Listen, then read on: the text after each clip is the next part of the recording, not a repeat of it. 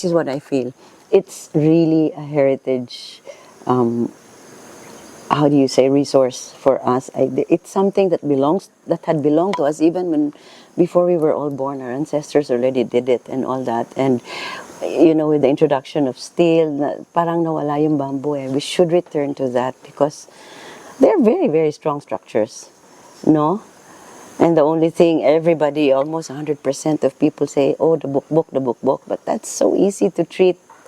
Yeah, the other thing that I really like about using bamboo is it does not absorb heat like steel and cement. So in the tropical setting, it probably is the most ideal.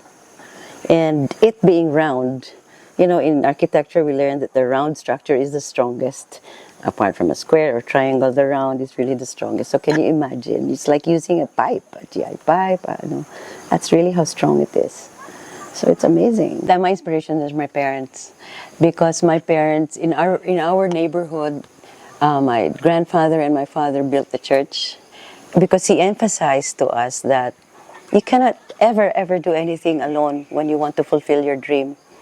So much so that I know that if you build a village in every project, that you want, this village becomes the village of your project. So I think that's where it is now with regards to the marginalized living in bamboo houses. They're proud already because they see huge pavilions, they see big houses made of bamboo, and they want to be like them now. All right? So I guess that's where we are. Number two, I think a lot more people want to get into the construction, and I'd like to advocate for more uses of bamboo aside from construction. I'd like to advocate for bamboo in your everyday lives, how it is also usable as a tree of life, just like the coconut. I guess that's where it is now. And we see a lot of people interested. However, we must help them in, finding a path, because bamboo is so big. The world of bamboo is huge.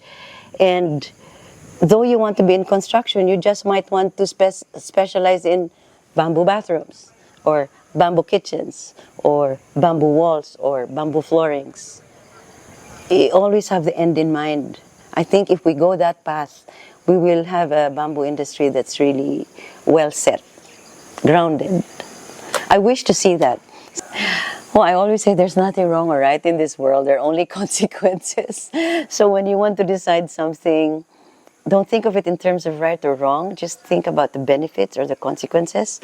And last but not the least is, whenever we move, let's always go for win-win situations. Speak the language of the person you're trying to convince, and then start from there, because that's the way for him to listen to you.